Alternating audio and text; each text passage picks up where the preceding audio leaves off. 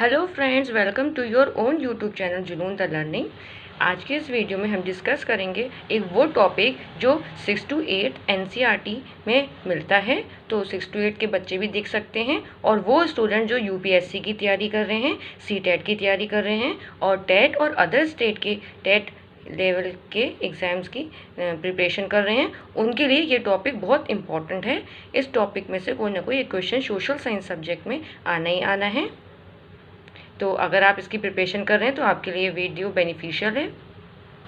Video को पूरा देखिए, स्किप करके नहीं देखिए, वरना समझ नहीं आएगी। और लाइक करिए पसंद आती है, और शेयर करिए, और चैनल को सब्सक्राइब करिए अगर सब्सक्राइब नहीं किया हो। तो स्टार्ट करते हैं आज का सेशन। फ्रेंड्स, ये टॉपिक जैसे कि मैंने बताया बहुत इंपॉर्टेंट है, क्योंकि ये पहला रिवॉल्ट था, पहला आज़ादी का फ्रीडम के लिए जो है युद्ध हुआ था। इसके बाद भी और युद्ध होना शुरू हुए, क्योंकि जो ब्रिटिश थे वो ज़्यादा पावरफुल थे और इंडियंस इतना पावरफुल नहीं था। तो वो थोड़े से इंडियंस लोग डरते थे, इंडियंस हिंदू एंड मुस्लिम डरते थे कि ब्रिटिश पर वो पता नहीं अगर हमला करेंगे तो वो जीत पाएंगे नहीं जीत पाएंगे, क्योंकि इंडियंस के पास पहले स्वॉर्ड होती थी, मीन्स के तलवार होती थी, ओके, और ब्रिटिशर्स के पास कैनन्स और गन्स वगैरह बहुत अच्छी अच्छी टेक्नोलॉजीज़ के वेपन्स होते थे। ठीक है, तो ये जो है रिवॉल्ट ऑफ 1857 आज़ादी का पहला वॉर है, इसको आप याद रखिए। और वैसे एक बात सुनिए, जब ब्रिटिशर्स इंडिया पे रूल करने नहीं आए थे, जब ये बात है कि वेस्ट बंगाल का जो राजा था सिराजुद्दौला, उसको हराने के बाद ईस्ट इंडिया कंपनी ने नवाब सिराजुद्दौला जो नवाब था वेस्ट बंगाल का, उसको हराया। तो फिर ब्रिटिशर्स ने सोचा कि हम इंडिया पे अगर रूल करेंगे तो इनकम जो है हमारी ज़्यादा हो जाएगी। उनका पहले ब्रिटिशर्स का इंडिया पे रूल करने का इरादा नहीं था, उनकी सिर्फ यहाँ पे इंडस्ट्रीज़ थी जो है ईस्ट इंडिया कंपनी के नाम से जाना जाती हैं। फिर जब बैटल ऑफ प्लासी में नवाब सिराजुद्दौला और ईस्ट इंडिया कंपनी में युद्ध हुआ तो जीते रॉबर्ट क्लाइव, और फिर उन्होंने जो है अपना ब्रिटिश रूल स्प्रेड करने की सोची। कौन सा बैटल था सबसे पहला? Battle of Plassey. कब हुआ था ये? 1757 में हुआ था, और उसके बाद ही ब्रिटिशर्स ने अपना कंट्रोल करना शुरू करा इंडिया पे। ये तो हो गया इंट्रोडक्शन, ठीक है, कि कैसे ये रिवॉल्ट होना शुरू हुआ आज। और हम डिस्कस करेंगे इसके कॉजेस, फिर रिवॉल्ट के बारे में, रिवॉल्ट में क्या क्या हुआ, फिर इस रिवॉल्ट के इफ़ेक्ट्स क्या क्या हुए। ओके, तो स्टार्ट करते हैं। देखिए, कॉजेस तो बहुत हैं, हम स्टार्ट करते हैं जो मेन कॉजेस थे। ठीक है, तो झांसी की रानी लक्ष्मीबाई का जो अडॉप्टेड सन था उसको रूल करने से मना कर दिया था ब्रिटिशर्स ने। तो रानी लक्ष्मीबाई को जो है गुस्सा आया और उन्होंने रिवॉल्ट करने का सोचा। एक ये कॉज हो गया। और दूसरा कॉज, एक और कॉज है, पेशवा बाजीराव सेकंड का जो अडॉप्टेड सन था नाना साहिब, उसको पेंशन देने को जो है ब्रिटिशर्स ने रिफ्यूज़ कर दिया था। पेशवा बाजीराव के डेथ के बाद उसको पेंशन देने को मना किया। तो नाना साहिब को गुस्सा आया, वो कानपुर से थे और उन्होंने रिवोल्ट करने का सोचा। तो कानपुर से कौन थे? नाना साहिब, जिनका नाम बाद में पेशवा कहलाया गया। और झांसी की रानी थी, झांसी से, दो जगह का हो गया। ओके, नेक्स्ट प्लेस देखते हैं। और थर्ड प्लेस थी वाजिद अली शाह की अवध। वो अवध पे रूल करते थे वाजिद अली शाह, लेकिन ब्रिटिशर्स ने बोला कि अवध जो है मिस गवर्न हो रहा है। ये बात स्पेशली कही थी लॉर्ड डेलहाउसी ने कि अवध जो है सही से गवर्न नहीं हो रहा है और ब्रिटिश कि लोग उसको गवर्न करेंगे, ये डेलहाउसी ने कहा। तो इस पर वाजिद अली शाह अवध से इनको गुस्सा आया और इन्होंने रिवोल्ट करने का सोचा। और 1856 में ब्रिटिश ने सोचा कि मुग़ल रूल को ख़त्म किया जाए। तो बहादुर शाह जफ़र तब के रूलर्स थे, उनको कह दिया गया, लॉर्ड कैनिंग ने कहा कि बहादुर शाह जफ़र जो है लास्ट मुग़ल एम्पीरियर हैं, इसके बाद कोई मुग़ल एम्पीरियर नहीं बनेगा। किसने कहा? ये कैनिंग ने। तो हम रिवाइज कर लेते हैं इसके कॉजेज़। एक बात क्या थी? रानी लक्ष्मीबाई के जो अडॉप्टेड सन था उसको रूल करने को मना कर दिया था, तो झांसी से रानी लक्ष्मीबाई ने रिवॉल्ट में पार्टिसिपेट किया।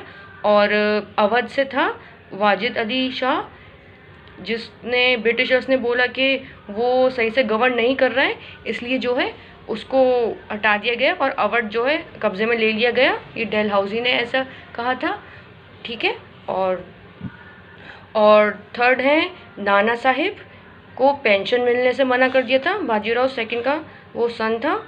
और फोर्थ है कि ब्रिटिशर्स ने बहादुर शाह जफ़र को मना कर दिया था कि अब इसके बाद कोई मुग़ल एम्पायर नहीं बने, क्योंकि वो मुग़ल पीरियड को ख़त्म करना चाहते थे। तो ये रहे कॉजेज़। और इसके बाद एक और बात हुई थी कि फिर काऊ और पिग के फैट से बना हुआ कार्टेजेस यूज़ किए गए थे, जो इंडियन सिपॉइस ने, हिंदू और मुस्लिम ने यूज़ करने को मना कर दिया था। और मंगल पांडे ने एक ऑफिसर को शूट कर दिया था बैरकपुर में, मेरठ में, और इसलिए मंगल पांडे को फांसी की सज़ा हो गई थी।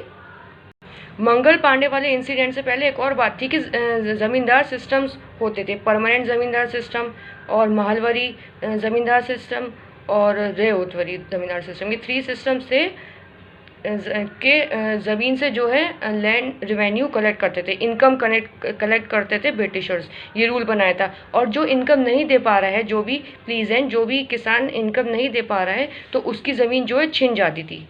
तो इसलिए भी जो है ब्रिटिशर्स के सब लोग अगेंस्ट हो गए। ठीक है, फिर मंगल पांडे वाली बात आती है कि मंगल पांडे को हैंग कर दिया गया क्योंकि उसने ऑफिसर्स को शूट कर दिया था। और उसके बाद देखिए 29 मार्च को 1857 में जो है मंगल पांडे को हैंग टिल डेथ कर दिया गया था। उसके बाद जो बाकी के इंडियंस थे उनको गुस्सा आया कि मंगल पांडे को हैंग कर दिया गया।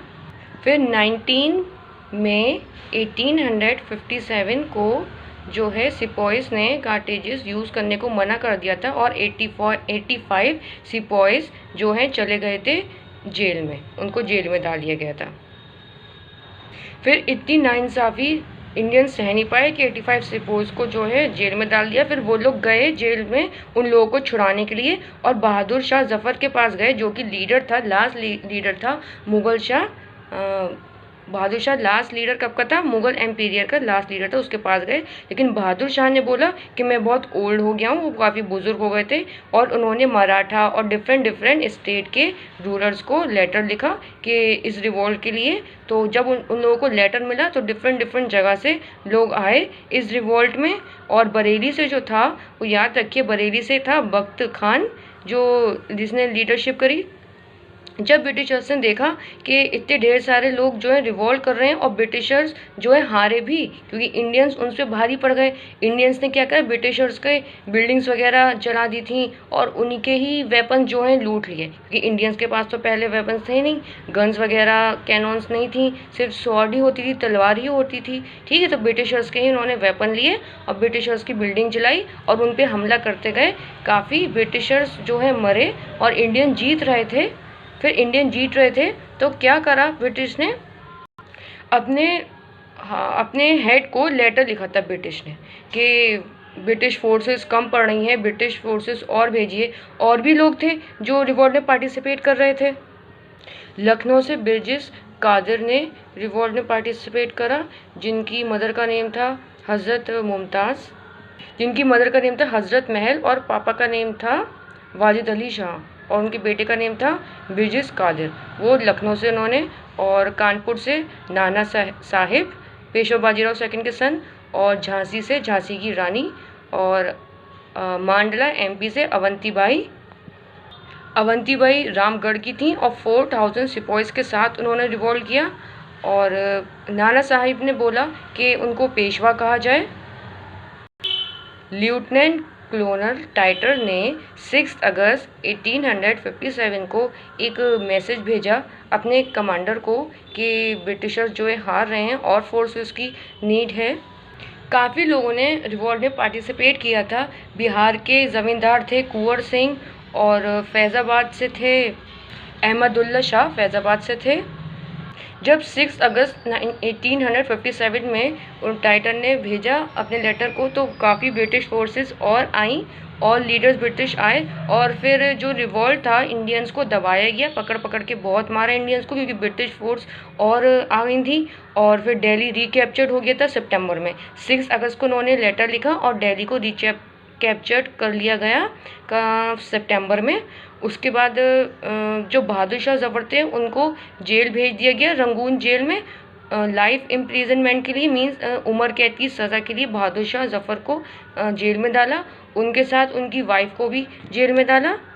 उनकी वाइफ जीनत महल को उनके साथ 1858 में जेल में डालने के बाद वहीं पे उनकी डेथ हो गई 1862 अक्टूबर में। ठीक है, 1858 अक्टूबर को जेल में गए और 1862 अक्टूबर को उनकी नवंबर को डेथ हो गई बहादुर शाह जफ़र की। फिर रिवॉल्ट के बाद चेंजेस क्या हुए, जो ब्रिटिश पार्लियामेंट थी उसने ईस्ट इंडिया कंपनी को रूल करने को बोल दिया। 1858 में एक एक्ट पास हुआ जिसमें ब्रिटिश कंपनी जो है रूल करेगी, और एक ये भी चेंज था कि गवर्नर जनरल को वाइसरॉय कहा गया सबसे। इंडियन शोल्डर्स को फिर कम किया गया आर्मी में, और इंग्लैंड और ब्रिटिशर्स आर्मी में शोल्डर्स को बढ़ाया गया। और जो मुस्लिम्स थे, जो जिसकी बख्त खान ने जो बरेली से गया था, मुस्लिम्स की जो है आर्मी में जो नंबर ऑफ पर्सन्स थे वो कम किए गए, क्योंकि ब्रिटिशर्स को लगा कि मुस्लिम जो है ज़्यादा रिवॉल्ट में पार्टिसिपेट किया था और हिंदूज़ को ज़्यादा पार्टिसिपेट किया था, तो इन लोगों की जो है आर्मी में पर्सन्स कम कर दिए गए। इन्होंने ब्रिटिशर्स को ही बढ़ावा दिया। फिर ब्रिटिशर्स ने ये सोचा कि मुस्लिम जो हैं हमारे अगेंस्ट ज़्यादा हैं और रिवॉल्ट में मुस्लिम्स ने ज़्यादा पार्टिसिपेट करा, इसलिए मुस्लिम्स को उन्होंने निगलेक्ट करने की कोशिश करी। आर्मी में से वर्क में सबको निगलेक्ट करी, जैसे कि बहादुर शाह जफ़र थे उस टाइम के, रिवॉल्ट जब 1857 का हुआ तो उन्होंने मुस्लिम्स को निगलेक्ट करना शुरू करा, उनको अपॉर्चुनिटीज़ देना कम शुरू करी। सो फ्रेंड्स, ये रहे कॉजेज़ रिवॉल्ट ऑफ 1857 और रिवॉल्ट के बारे में और इसके इफ़ेक्ट भी। अगर आपको वीडियो पसंद आई तो लाइक करिए, और चैनल सब्सक्राइब नहीं किया है तो चैनल सब्सक्राइब करिए। और अगर आपको कोई भी कॉन्सेप्ट क्लियर नहीं है, कोई भी सीटेट के एग्ज़ाम के रिलेटेड, कोई भी सब्जेक्ट के एनसीईआरटी का कोई भी सब्जेक्ट, कोई टॉपिक क्लियर नहीं है, तो आप कमेंट बॉक्स में बता सकते हैं। और वीडियो कैसी लगी कमेंट बॉक्स में टाइप करके ज़रूर बताइए। थैंक्स फॉर वॉचिंग और थैंक यू।